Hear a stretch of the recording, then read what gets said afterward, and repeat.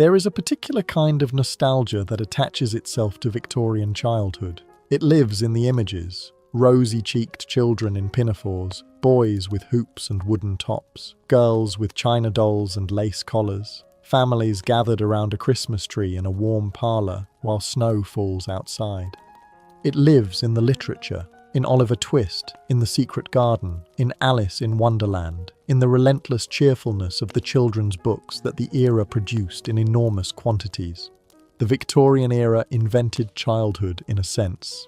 Not the biological fact of being young, obviously, but the cultural concept of childhood as a distinct, protected, special phase of life. The idea that children are not simply small adults, that they deserve particular care, particular education, particular moral attention, that their inner lives matter, that they should be shielded from certain kinds of knowledge, certain kinds of labour, certain kinds of suffering. The Victorians invented this idea and genuinely believed in it. Victorian childhood was not a golden age. It was not a horror story. It was something more complicated and more human than either of those framings allows. Let's start at the very beginning. Part 1. Birth and survival. The first thing to understand about Victorian childhood is that a significant proportion of Victorian children did not have one. Infant and child mortality rates in the Victorian era were, by modern standards, catastrophic. In the early Victorian period, the 1840s and 1850s, approximately 1 in 6 children born in England died before their first birthday. In the cities, in the slums, the rates were worse. In some London parishes in mid-century, the infant mortality rate exceeded 200 deaths per 1,000 live births. 1 in 5, 1 in 4, in the worst areas, approaching 1 in 3. These numbers are not abstractions. They represent a world in which every parent who held a newborn child did so with an awareness, conscious or not, that this child might not be alive in a year. A world in which families named their children and loved their children and buried their children with a frequency that would be considered a public health catastrophe today and was, in the Victorian era, simply the background texture of life. The causes of infant death were multiple and compounding. Diarrheal diseases, gastroenteritis in its various forms, were the single largest killer of infants, transmitted through contaminated water and food in urban areas without adequate sanitation. Respiratory infections, pneumonia, bronchitis, whooping cough, killed through the winter months. Scarlet fever, diphtheria, measles, tuberculosis. All of these moved through child populations with a freedom that vaccination has since dramatically curtailed. The medical profession had limited tools. There were no antibiotics. There were no vaccines for most of the diseases that killed children until the development of the diphtheria antitoxin in the 1890s, which was one of the first genuine triumphs of Victorian medicine. What existed was nursing, the sustained, skilled care of a sick child by an adult who kept them warm, kept them hydrated, kept them as comfortable as possible, and hoped. In wealthy families, this nursing was often provided by servants, nursemaids, wet nurses, nannies, under the supervision of a mother who might herself have limited practical medical knowledge, but who had access to a physician. In working class and poor families, it was provided by mothers who were also managing households, often also working, often also pregnant with the next child, with no professional support and limited resources. Birth itself was dangerous. Maternal mortality added another layer of precariousness to the first moments of life. A child whose mother died in childbirth, in an era before effective formula and with limited access to wet nurses outside the upper classes, faced dramatically worse survival odds. Motherless infants in the Victorian era were at serious risk. Childbirth happened at home for most of the Victorian period, attended by midwives of varying skill and, in complicated cases, by male physicians whose actual obstetric competence was sometimes inferior to the experienced midwife they had displaced. The gradual introduction of antiseptic practices, following the work of Lister and the belated acceptance of germ theory, improved outcomes toward the end of the century. But for most of the Victorian period, giving birth and being born were both genuinely dangerous. If a Victorian child survived birth, survived the first year, survived the particular gauntlet of early childhood disease, They entered a world whose character depended almost entirely on the circumstances into which they had been born. Part 2. The Nursery and the Gutter. Victorian childhood did not exist in a single form. It existed in at least two radically different forms, separated by class, that shared a century and a culture, but almost nothing else. Let's start with the privileged version, because the privileged version is the one that produced most of the images and most of the literature, and it is therefore the version that shapes our imagination of the era. A child born into a middle or upper-class Victorian family in the 1860s entered a world that had been specifically designed, in considerable physical detail, around the concept of childhood. The nursery was a dedicated room, sometimes an entire suite of rooms, on the upper floor of the house, physically separated from the adult domestic spaces below. It had its own fire, its own furniture scaled to children's bodies, its own toys and books and occupations. It was, architecturally, a child's world. The nursery was staffed. A nurse, the monthly nurse, attended the mother immediately after birth. A wet nurse might be employed if the mother was unable or chose not to breastfeed, though attitudes toward wet nursing shifted across the century, with increasing pressure on middle and upper-class women to nurse their own children as the century progressed. Then came the nanny, or nursemaid, the woman who was the primary caregiver for the child through the years of early childhood. The nanny relationship is one of the most complex and least acknowledged emotional dynamics of Victorian domestic life. For children of the upper classes, the nanny was often more present, more consistently available, and more physically intimate than the mother. She dressed the child, bathed the child, put the child to bed, responded to the child's night fears, dried the child's tears. She was the warm body in the dark. The mother had a different role. She visited the nursery, typically in the morning and in the late afternoon, the famous children's hour, formally, ceremonially almost. She supervised, she directed, she maintained the emotional and moral authority. But the daily physical care was delegated. This arrangement produced a particular kind of childhood attachment, warm but complicated, loving but structured around a hierarchy of adults whose roles were carefully defined. Victorian children of the upper classes often described their nannies in their memoirs with an intensity of feeling that they did not apply to their mothers. The loss of a nanny, to marriage, to a better position, to death, was a childhood grief that could last a lifetime. The father was even further removed. The Victorian paterfamilias was, in the domestic ideal at least, a somewhat awesome figure, present at dinner, present in the drawing room on appropriate occasions, visited by children in a formal context, capable of great warmth but exercising it within defined limits. The idea of a Victorian father getting down on the nursery floor to play was not impossible, but it was not the norm, and it was not what the social architecture of the household encouraged. Now set all of that aside, because it applied to perhaps 10 or 15% of the population. For the children of the working class, the majority of Victorian children, childhood looked entirely different. A working-class child in 1860 was born into a household where space was scarce, money was scarcer, and every member of the family contributed to survival as soon as they were physically capable. There was no nursery, there was no nurse, there was no monthly nurse, no wet nurse, no nanny. There was the mother, who was the center of domestic life, who held the family together through sheer sustained effort, and who was also frequently exhausted, frequently pregnant, frequently unwell, and working either inside the home, taking in laundry, sewing piecework, selling things, or outside it. The working-class child spent its early years in the midst of adult life, not separated from it. The kitchen table where the family ate was the same table where the mother worked. The floor where the child played was the floor where adults moved around their daily routines. The bed where the child slept was often shared, with siblings, sometimes with parents, in overcrowded housing where a family of 6 or 8 might occupy 2 rooms. This proximity had its warmth. Working-class Victorian childhood was not without love, without laughter, without the particular intimacy of bodies that share space and warmth and the rhythms of daily life. But it also meant that children were present for everything, for parental arguments, for illness and death, for for the frank discussion of money worries that could not be conducted behind closed nursery doors. Working-class children grew up faster, not because they were pushed to, particularly, but because there was nowhere else to grow up. Part 3. What they ate. The diet of a Victorian child, like everything else about Victorian childhood, depended entirely on where in the social order the child happened to land.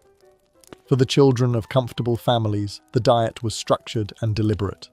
The nursery had its own mealtimes and its own food, which was considered appropriately simple for young digestive systems. Bread and milk was a staple nursery food throughout the century, plain, digestible, easily prepared. Porridge, simple broths, boiled vegetables.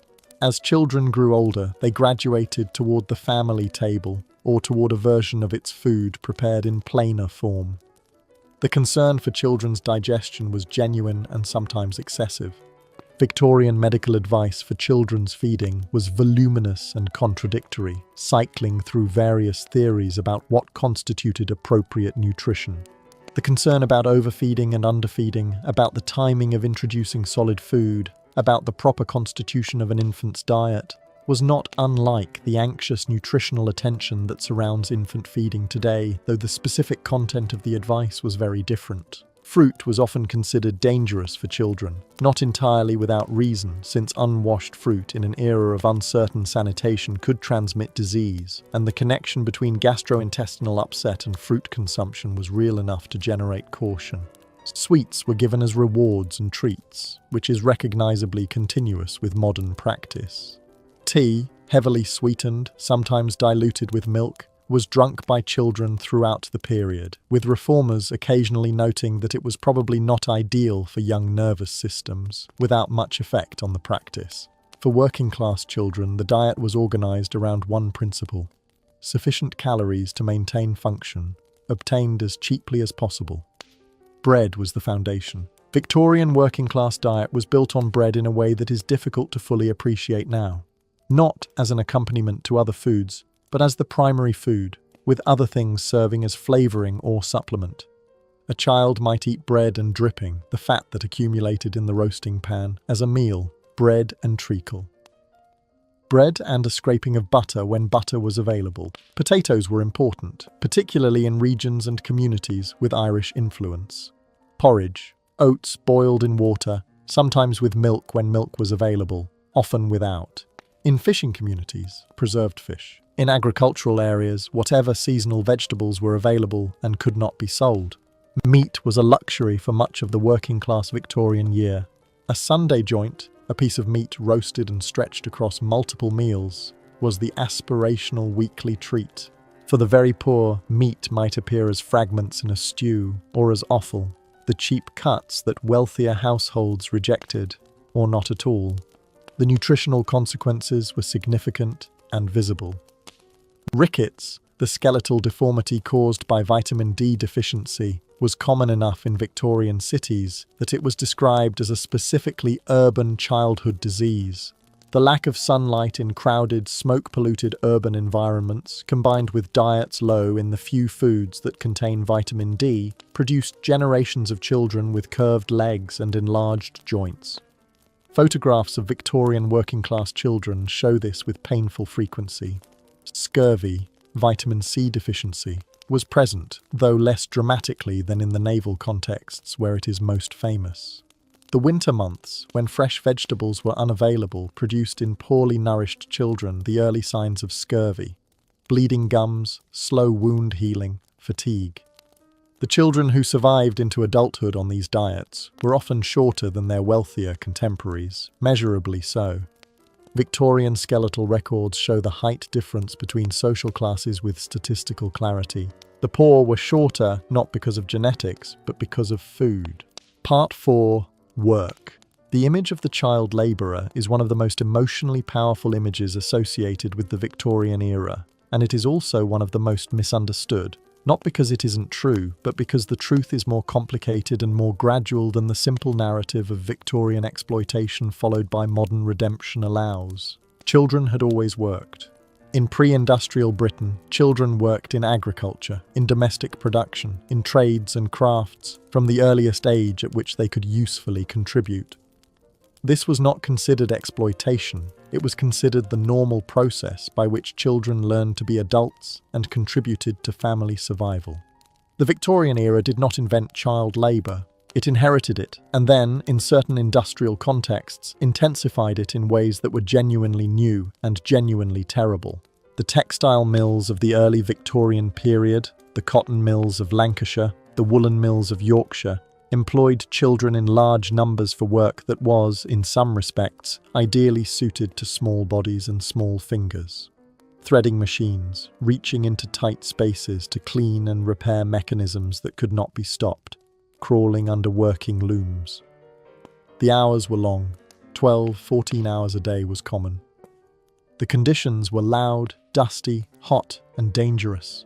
The machinery that required small fingers to maintain was also machinery that removed those fingers without hesitation if they slipped. The coal mines were worse.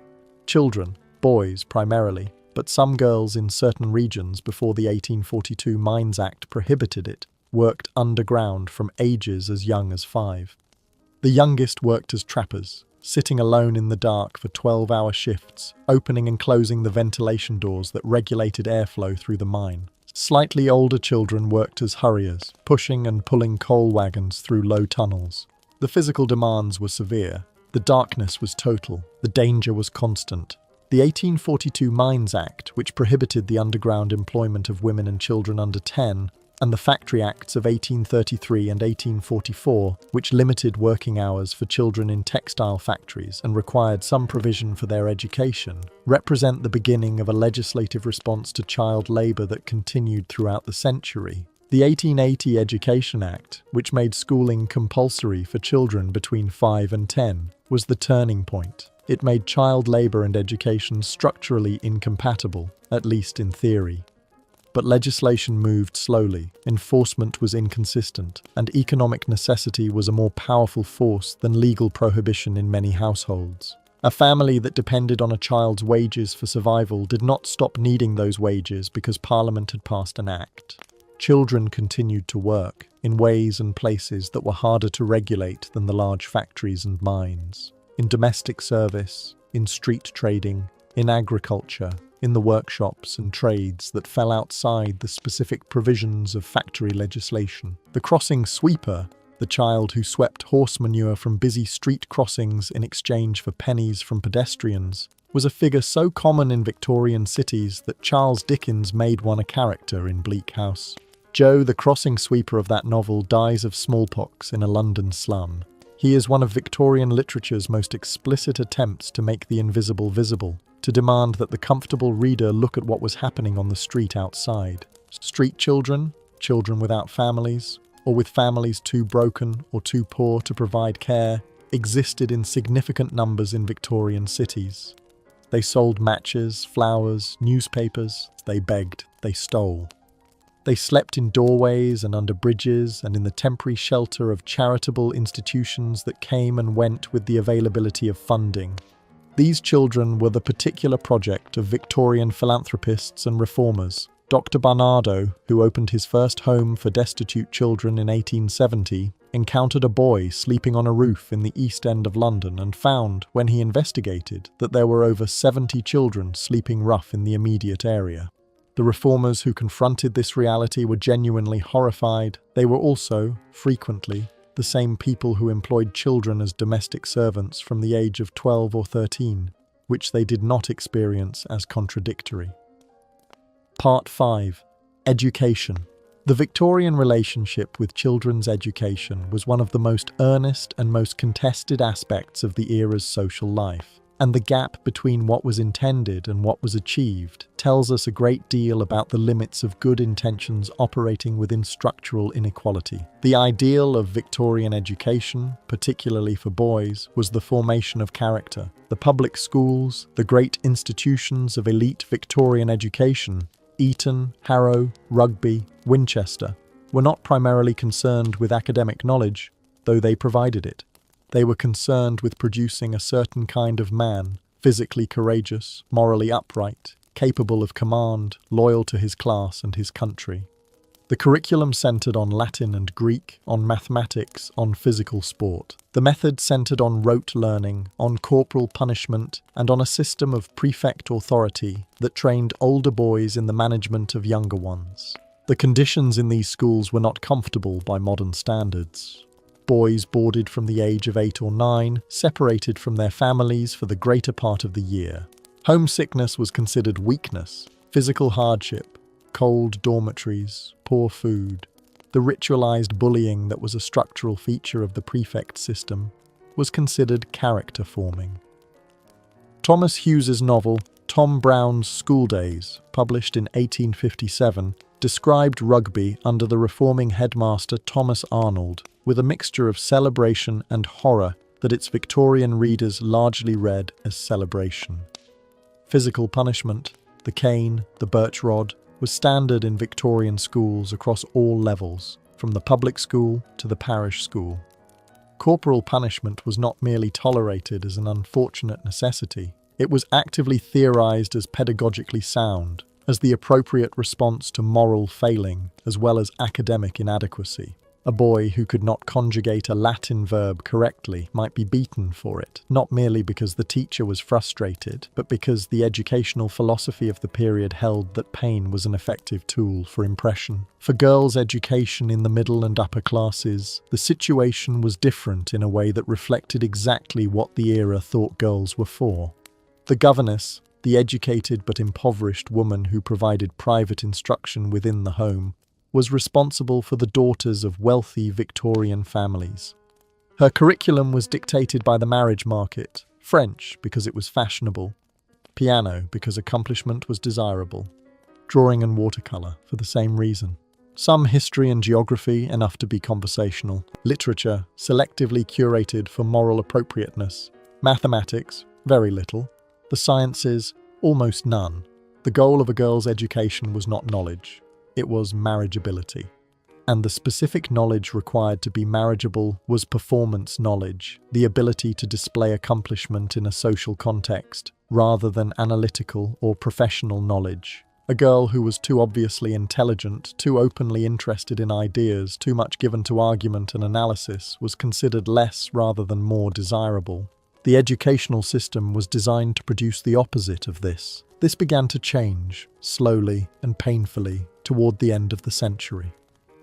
The founding of Girton College in Cambridge in 1869 and Newnham College in 1871 created the first opportunities for women to study at university level in Britain, though they were not permitted to receive degrees until 1948. The slow opening of professional and educational opportunities for women in the late Victorian period produced the new woman, a figure of enormous cultural anxiety and enormous actual importance. For working-class children, education before 1880 was a patchwork of imperfect provision.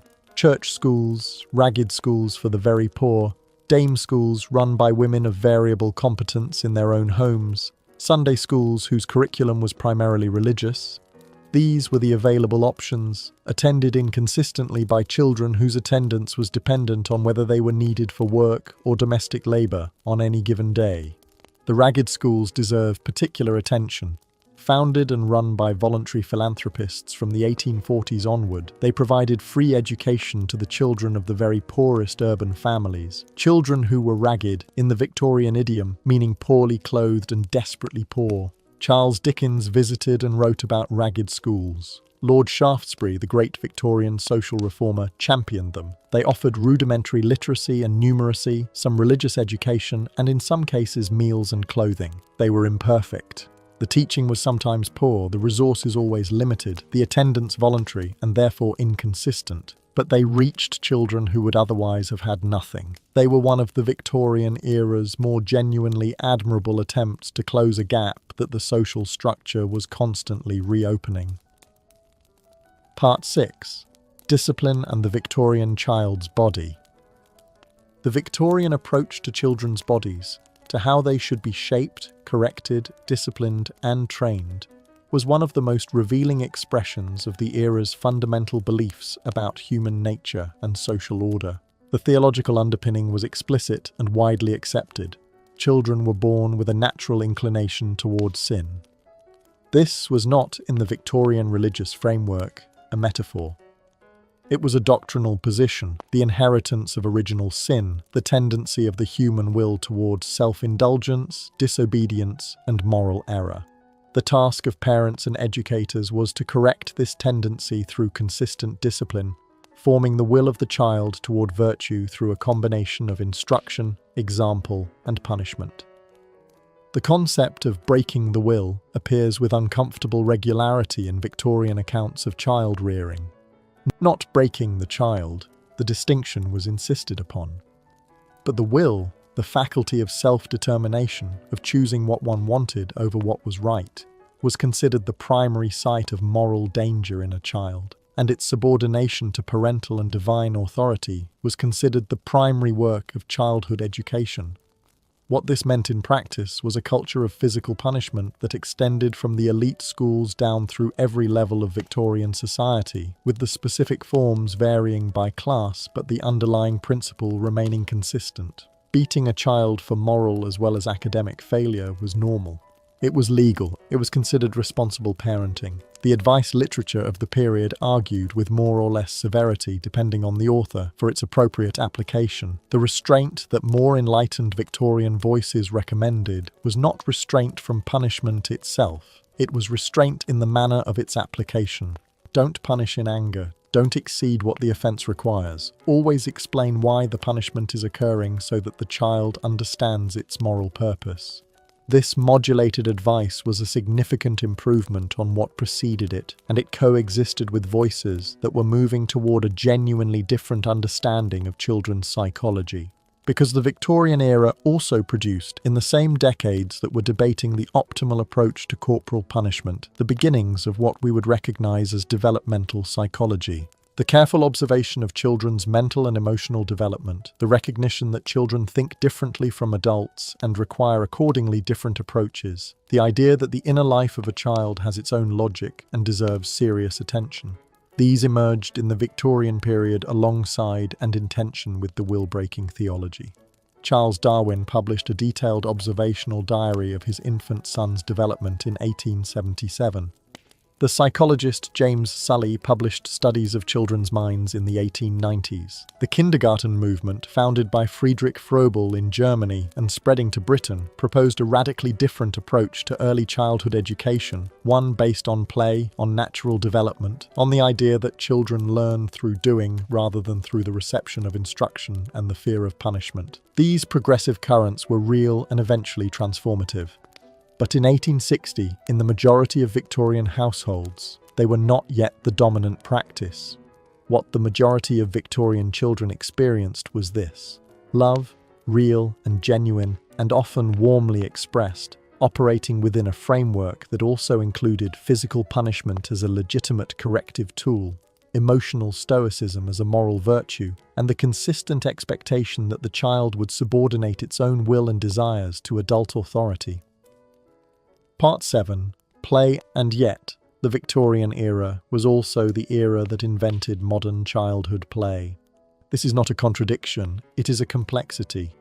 The Victorians who were developing theories of children's psychological development, the Victorians who were writing children's literature, the Victorians who were manufacturing toys on an industrial scale for the first time in history, these were the same Victorians who were also maintaining corporal punishment in schools and theorizing the subordination of children's will. Both impulses coexisted in the same culture, in the same households, sometimes in the same people. The Victorian toy industry was genuinely new.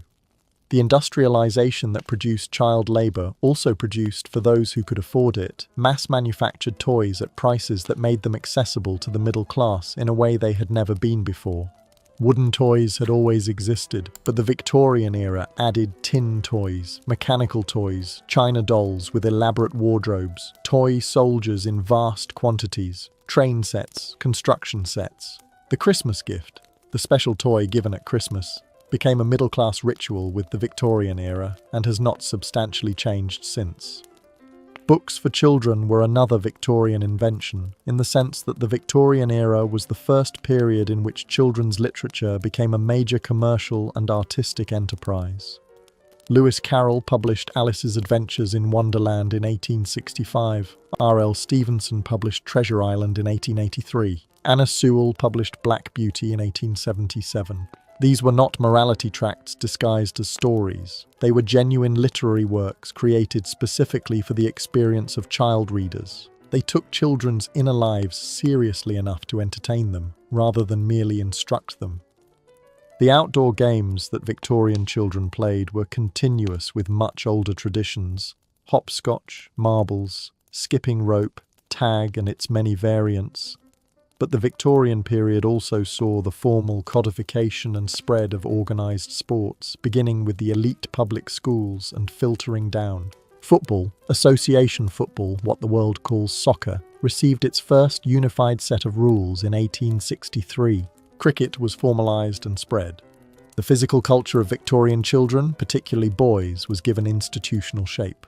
For working-class children, play happened in the streets. The street was the playground, the social space, the theatre, the entire world outside the home. Victorian urban streets, despite the traffic of horses and carts, were genuinely used by children as play space. The photographs show it, the memoirs describe it. The density of urban life that made private gardens unavailable for most children meant that public space was what they had. This play was often inventive and largely unsupervised. Victorian children of the working class had what we would now call extraordinary freedom of movement and independence by the standards of contemporary childhood. They ranged widely. They formed their own social hierarchies. They got into trouble, resolved their own disputes, and returned home dirty and intact with limited adult intervention in the interim. Whether this was ideal childhood is debatable. What it was, unquestionably, was different from both the structured leisure of the Victorian nursery and the supervised, scheduled, adult-managed play that characterises childhood in the modern developed world. Part 8. Death in childhood. Victorian children lived close to death in a way that is genuinely difficult for a modern person to imagine, because the distance between childhood and death that we have created through medicine and public health is so complete that most children in the modern developed world reach adulthood without losing a sibling, a friend, or a schoolmate to illness. Victorian children had no such distance. In a family of 6 children, a common size for the period, the probability that at least one of them would die before reaching adulthood was high. In many families, 2 or 3 children died. The family burial plot, the black-edged mourning stationery, the elaborate Victorian rituals of grief, these were not expressions of morbid excess. They were responses to a genuine frequency of loss that required a cultural framework to contain. Children understood death early. They attended funerals, including the funerals of other children. They watched siblings sicken and die in the shared spaces of Victorian homes. Death was not hidden from them. There was nowhere to hide it to. The dying happened at home, in the family beds, in the presence of whoever was present. Victorian mourning culture applied to children as fully as to adults. A child who had lost a sibling wore black, full mourning dress, progressively relaxing to half mourning over months, exactly as adults did. A child who had lost a parent was in mourning for a year. The external performance of grief was not considered inappropriate for children. It was considered the correct social and emotional response to loss, and children were expected to participate in it. Post-mortem photography, the practice of photographing the dead, often posed to appear as if sleeping or simply at rest, was practiced for children more than any other group. The photographs exist in enormous numbers, and they are one of the most direct windows we have into the emotional reality of Victorian child death. These are not macabre curiosities. They are expressions of grief by parents who needed an image of the child they had lost, who had no other way of preserving a face that was leaving them. In an era before casual photography, the death portrait was often the only portrait a child had.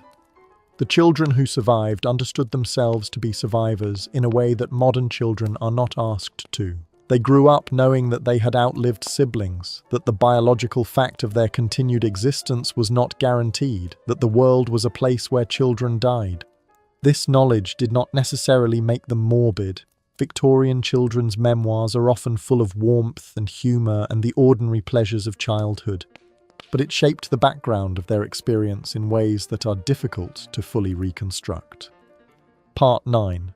Religion. Victorian childhood was saturated with religion in a way that is almost impossible to communicate to a secular modern audience, because the saturation was so total and so assumed that it barely registers as a distinct feature of the experience.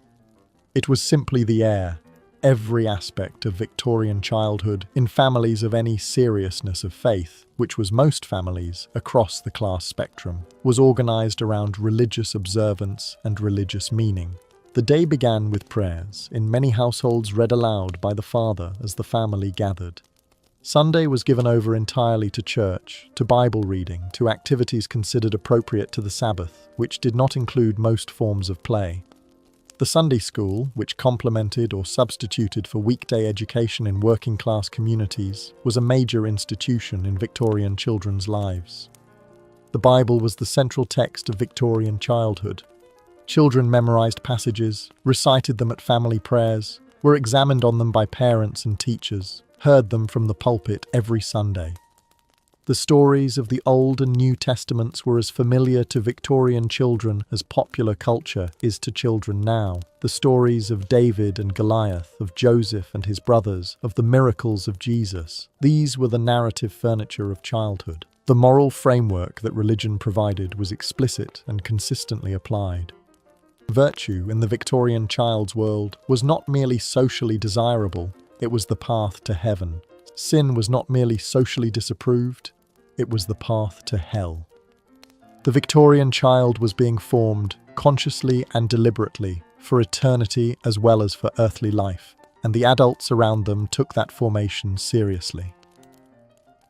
Evangelical Christianity, the strain of Protestant faith that emphasized personal conversion, personal moral responsibility, and the possibility of eternal damnation for the unrepentant, was particularly influential in Victorian child-rearing. The children's stories and improving literature that the era produced in vast quantities was saturated with evangelical moral urgency. Death was always near in these stories, and death was always the moment of moral reckoning. Little Nell in Dickens's The Old Curiosity Shop, Little Eva in Uncle Tom's Cabin, which Victorian children read in enormous numbers, Beth in Little Women. The dying child who is too good for this world was not merely a narrative convenience. It expressed something genuine about how Victorian culture understood the relationship between childhood purity and death, between innocence and heaven. This was not only literature. Parents wrote to their dying children about heaven. Children who knew they were dying were talked to by adults who meant it about what was waiting for them. The theological framework for death was applied to children's deaths with the same consistency as to adults, and it provided, for those who believed it fully, a genuine consolation that operated alongside the genuine grief. Part 10. The Reformers and the Changing Child. The story of Victorian childhood is not static. It is a story of change, of a society gradually, imperfectly, and often painfully slowly recognizing the gap between what it professed about children and what it actually provided for them, and attempting to close that gap. The reformers who drove this change were a particular Victorian type, the morally energized middle-class activist who took a specific social problem as a personal cause and pursued it with an intensity that bordered on obsession. Lord Shaftesbury, who spent decades in Parliament fighting for the Mines Act, the Factory Acts, and the extension of protections for working children. Dr. Barnardo, who opened his first home for destitute children in 1870 and eventually provided care for over 60,000 children in his lifetime. Mary Carpenter, who founded reformatories for juvenile offenders on the principle that criminality in children was the product of circumstance rather than character and could be changed by changing the circumstances. Benjamin Waugh, who founded the National Society for the Prevention of Cruelty to Children in 1884. The NSPCC, the National Society for the Prevention of Cruelty to Children, is worth dwelling on because its founding is one of the most revealing moments in the history of Victorian attitudes toward childhood. It was founded in 1884. The RSPCA, the Royal Society for the Prevention of Cruelty to Animals, had been founded in 1824, Britain had formal legal protection for animals 60 years before it had formal legal protection for children from parental abuse. This is not quite the indictment it seems, because the legal framework governing parental authority over children was genuinely complicated. The rights of the paterfamilias over his household were extensive and legally protected in ways that made intervention in family life legally and philosophically difficult. But it tells us something real about the priorities of the era. The Victorian public that responded generously to appeals for the welfare of mistreated animals took several more decades to extend the same moral urgency to mistreated children. When the NSPCC began its work, what it found in the homes of the very poor was genuine and systematic abuse. Children beaten, starved, locked in rooms, denied medical care, put to work in conditions that damaged their developing bodies. This was not the norm across Victorian society, but it was real, it was documented, and the society's work in bringing it to public attention was both practically important and culturally significant. The era ended with children's legal situation substantially different from where it had begun. Compulsory education was law. Child labour in the most dangerous industries was regulated. The state had asserted, however imperfectly, a duty to protect children that it had not formally acknowledged in 1837. Conclusion: what was it like to be a Victorian child? It depended, more than almost any other factor, on where you were born in the social order.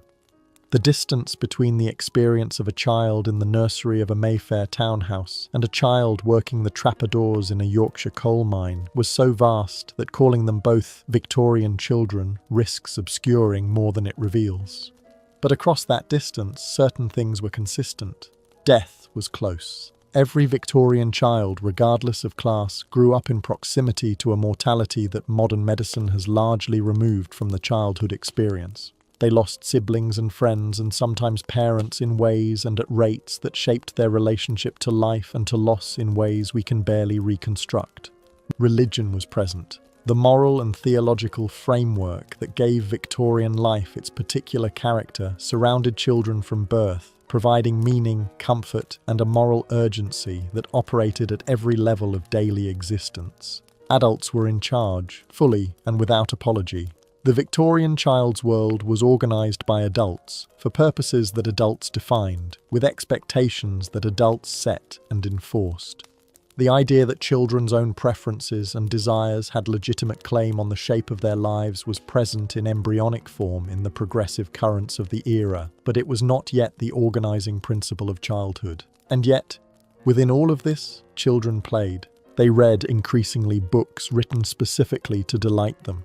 They formed friendships of intense loyalty. They experienced the specific pleasures that belong to small bodies in a large world, the pleasure of running, of climbing, of discovering. They were loved, imperfectly but genuinely, by adults who were working within a framework that limited how that love could be expressed and what form it could take. The Victorian child was not a little adult, though the era's practices often treated them as one. The Victorian child was not the protected, precious, centered subject of childhood that contemporary developed world culture constructs.